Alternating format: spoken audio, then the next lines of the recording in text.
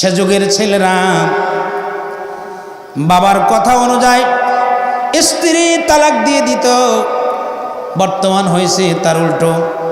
ইব্রাহিম নবী ইসমাইল নবী চিঠি লিখছেন বাবার কাছে, বাবা বিবাহ করেছি, মেহেরবানি করে পুত্রবধূ দেখে যান।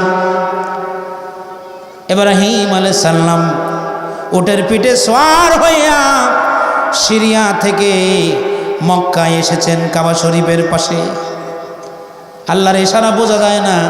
এসে দেখেন হযরত ইসমাইল আলাইহিস সালাম বাড়ি নাই। বাড়ির পাশে দাঁড়ায়া হযরত ইব্রাহিম নবী ডাক দিয়ে বললেন, ইসমাইল রে, বাড়িতে আছো নি? ভেতর থেকে জবাব দেয়, কে ডাকে?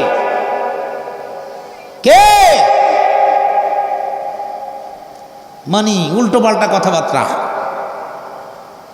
নরম কোনো সুর নাই। হযরত ইব্রাহিম নবী বললেন, মাগো আমি বহু দূর থেকে একজন মুরব্বী মানুষ এসেছিলাম, ইসমাইল বাড়ি নাই। না, কোথায় গেছে তাও জানি না, যা বলেছে তা উল্টো পাল্টা। ইব্রাহিম নবী ডাক দিয়ে বলে, মাগো আমি বহু দূর থেকে একজন মুরব্বী এসেছিলাম, আবার আসবো, তোমার স্বামী বাড়িতে আসলে বলো ঘরের চৌকাঠটা ভালো না, এটা যেন পাল্টাই ফেলে।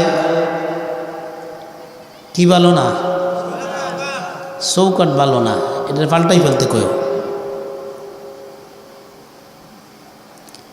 এ কথা বলে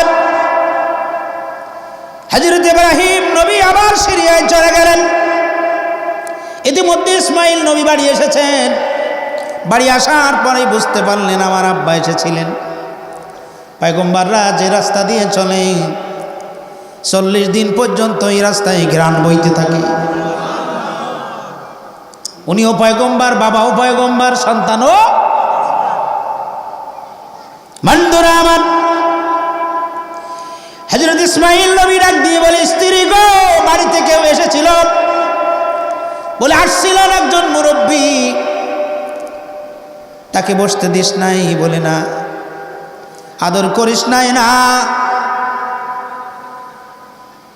বলে, তিনি কিছু বলে গেছেন? বলে, বলছেন একটা কথা। বলে, কি? ঘরের চৌকাঠ বলে ভালো না, পাল্টাই ফেলতে কইছে। ইব্রাহিম নবী ডাক দিয়ে বলে, স্ত্রী এটা আমার আব্বা ইব্রাহিম খলিল, আমার বাবা এসেছিলেন, ঘরের চৌকাঠ না রে স্ত্রী, আমার বাবাই কইছে তোরে পাল্টাইতে, যা, তালাক দিয়ে দিল, বার হয়ে যা। তালাক দিয়া স্ত্রীরে ঘর থেকে বার করে দেওয়ার পরে বাড়ি প্রবেশ করছে। আর আমাদের সন্তানরা সম্পূর্ণ উল্টো। জোরে কোন ঠিক কিনা? বন্ধুরা আমার, হযরত ইব্রাহিম নবী ইসমাইল নবী আবার বিবাহ করলেন। বিবাহ করে বাবার কাছে আবার চিঠি লিখেছেন, বাবা গো, চৌকাঠ পাল্টায়া নতুন চৌকাঠ লাগাইছি, মেহেরবানি করে দেখে যান। ইব্রাহিম নবী আবারও সিরিয়া থেকে উটের পিঠে সওয়ার হইয়া কষ্ট করে এসেছেন। এসে দেখে আল্লাহর হুকুম বোঝা যায় না, আল্লাহর ইশারা বোঝা যায় না। এসে দেখেন আজকেও ইসমাইল বাড়ি নাই। বাড়ির পাশে দাঁড়ায়া ডাক দিতেছে, ইসমাইল রে, বাড়িতে আছনি? ভেতর থেকে জবাব দেয়, কে ডাকে? আমার প্রাণের স্বামী রে। ইব্রাহিম নবী ডাক দিয়ে বলে, মাগো আমি বহু দূর থেকে একজন মুরব্বী মানুষের ছিলাম, ইসমাইল বাড়ি আছে? বাড়ি নাই। কোথায় গেছে? শিকার করতে গিয়েছেন। 1-2 কথা বলার সাথে সাথে বুঝতে পারছেন, আপনি ভিতরে আসেন, অসুবিধা নাই, আমি আপনার পুত্রবধূ লাগি, আমার স্বামী আপনার সন্তান, আমি বুঝতে পারছি আপনি আমার শ্বশুর আব্বা হন, আপনি ইব্রাহিম খলিল, আপনি ভিতরে আসেন। সুবহানাল্লাহ বলেন। বাড়ির ভিতরে নিলেন, শ্বশুরের জন্য যা যত্ন করার করলেন, খাওয়াইলেন, যা খেদমত শ্বশুর হিসাবে পায় সবগুলো করলেন। হযরত ইব্রাহিম নবী ডাক দিয়ে বলে, মাগো ইসমাইল তো এখনো আসলো না, আমি আর থাকবো না, আমি চলে যাচ্ছি, আমার আর সময় নাই। তবে ইসমাইল আসলে বলো এবারের গড়ের চৌকাটটা বড় ভালো, জীবনে যেন আর না পাল্টা।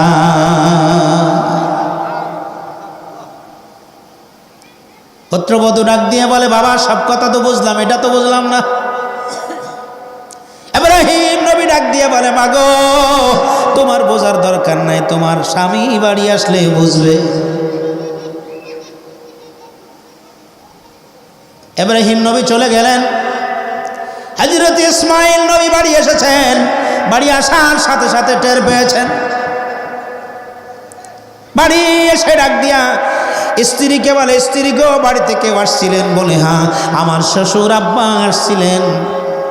হ্যাঁ করেছি, কোনো অসুবিধা নাই। আগে বলো কিছু বলে গেছে কিনা? বলে বলছেন একটা কথা, এটা বলে আপনি বুঝবেন আমি বুঝবো না। বলে কি সেই কথা? বলে এবারের ঘরের চৌকাঠ বড় ভালো, জীবনে আর পাল্টাইতে কয় নাই, না যেন আর পাল্টান, এটা বলে গেছে, আমি তো বুঝলাম না। আমার ভাইরা বন্ধুরা, ইসমাইল নবী ডাক দিয়ে বলে, স্ত্রী গো আসো, এই যে কথা চৌকাঠ পাল্টাইতে কইছে আসলে চৌকাঠ না, আমি যেন তোমারে আমার থেকে জীবনে কোনোদিন পৃথক না করি। জোরে কোন সুবহানাল্লাহ। যুবকেরা, আগের কালের যুবকেরা তো এমন ছিল। তোমরা কি শিখলে? তুমি তোমার বাবাকে তোমার থেকে পৃথক করে দাও, বাবার সঙ্গে ধমক দিয়ে কথা বলো, স্ত্রীর কথা শুনে তুমি বাবার সঙ্গে ধমকের সুরে কথা বলো, মার সঙ্গে ধমকের সুরে কথা বলো, আছে না নাই? জোরে কোন আছে না নাই? আমার আল্লাহ বলেন, খবরদার, ইম্মা ইয়াবলুগান্না ইনদাকাল কিবার আহাদুহুমা আও কিলাহুমা ফালা তাকুল লাহুমা উফফিন ওয়ালা তানহারহুমা ওয়া কুল লাহুমা কাওলান কারীমা। আল্লাহ বলেন, তোমার মাতা পিতার দুইজনের মধ্যে যদি একজন মুরব্বী হয়ে যায়, বৃদ্ধ হয়ে যায়, বৃদ্ধা হয়ে যায়, তাদের সঙ্গে তুমি এমন কথা বলো না যেই কথা বললে তোমার মা উফ শব্দ ব্যবহার করে, তোমার বাবা উফ শব্দ ব্যবহার করে। রে যুবক, এমন কথা বলতে আমার আল্লাহ নিষেধ করেছেন। কে নিষেধ করেছেন? আরো জোরে বলেন, কে নিষেধ করেছেন? আল্লাহ বলেন, খবরদার, ফালা তাকুল লাহুমা উফ, এমন কথা বলবা না যেই কথা বললে তোমার মা উফ শব্দ ব্যবহার করে। আহারে সন্তান, কত কষ্ট করে তোরে মানুষ করেছি, কিভাবে বললে তুই আমার সঙ্গে এমন কথা বলতে? সন্তান শোনো, তোমার মা তোমার আচরণে, তোমার অগোচরে যদি আকাশের দিকে তাকায় বলে, আল্লাহ এমন সন্তান আমি কেন পেটে ধরেছিলাম, এমন সন্তান তুমি আমারে কেন দিলা? মা যদি আকাশের দিকে তাকাইয়া তোমার নামে একবার এমন বদদুয়া দিয়ে দেই, রে সন্তান এই জীবনে তুই কোনোদিন সুখী হবি না। বাবা যদি মাঠে যায়, বাজারে যায়, দোকানে যায়, চোখের জল যদি ফেলায় মনের দুঃখে, আকাশের দিকে তাকাইয়া যদি বলে, মালিক রে কত কষ্টে আমি সন্তান মানুষ করেছিলাম, আমার সন্তান আমার সঙ্গে এমন আচরণ করে। আমার ভাইরা ও যুবকেরা শোনো, এমন কথাটা তোমার বাবা যদি আকাশের মালিকের দিকে তাকাইয়া, উপরের দিকে তাকাইয়া একবার বলে, বিশ্বাস কর, লিখে নে রে যুবক, এই দুনিয়ায় তুই শান্তি পাবি না, শান্তি পাবি না, তোর এই রোজগারের মধ্যে বরকত হবে না, যেখানে যাবি সেখানে গিয়ে অপমানিত হবি, দুনিয়ার জীবনে তুই কোনোদিন শান্তিতে বসবাস করতে পারবি না। জোরে কণ্ঠে কিনা? খেদমতে মা দরপে দারুকুন সবে শাম, খেদমতে মা দরপে দারুকুন সবে শাম, তাতবাসী হর দোয়ালম নেক নাম। জোরে কণ্ঠে কিনা? খেদমতে মা দরপে দারুকুন ইখতিয়ার খেদমতে মা দরফে দর কুন ইখতিয়ার তাতবাসি দর্দ আলম বখতিয়ার। রে যুবক, মা বাবার খেদমত যদি করো, মাকে যদি সন্তুষ্ট রাখো, বাবাকে যদি সন্তুষ্ট করতে পারো, এই দুনিয়ার মধ্যে তুমি শান্তিতে থাকবে, সবাই তোমারে ভালোবাসবে, মহব্বত করবে। দোস্তরে দুনিয়ার মধ্যে তুমি বাবা শান্তি, মরার পরে বাবা মুক্তি। জোরে কন ঠিক কিনা? যুবক রে শোনো, এই পৃথিবীর মধ্যে তুমি যদি 10টাও বিবাহ করো, একজন রে বাদ দিয়ে আরেকজন, আরেকজন রে বাদ দিয়ে আরেকজন, 10টা বিবাহ যদি করো, এই 10টাই তোমার স্ত্রী হবে। কিন্তু তোমার মা যদি একবার মারা যায়, দুনিয়া ছেড়ে চলে যায়, দুনিয়ার সব মহিলাগুলোরে যদি তুমি মা খাও, এটা তোমার মা হবে না।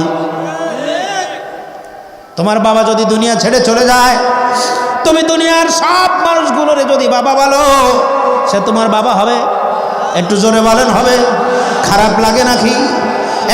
যুবক খবরদার, মার মতো নিয়ামত, মার মতো আপনজন, মার মতো বিনা পয়সার দাসী এই পৃথিবীর মধ্যে আর কেউ না।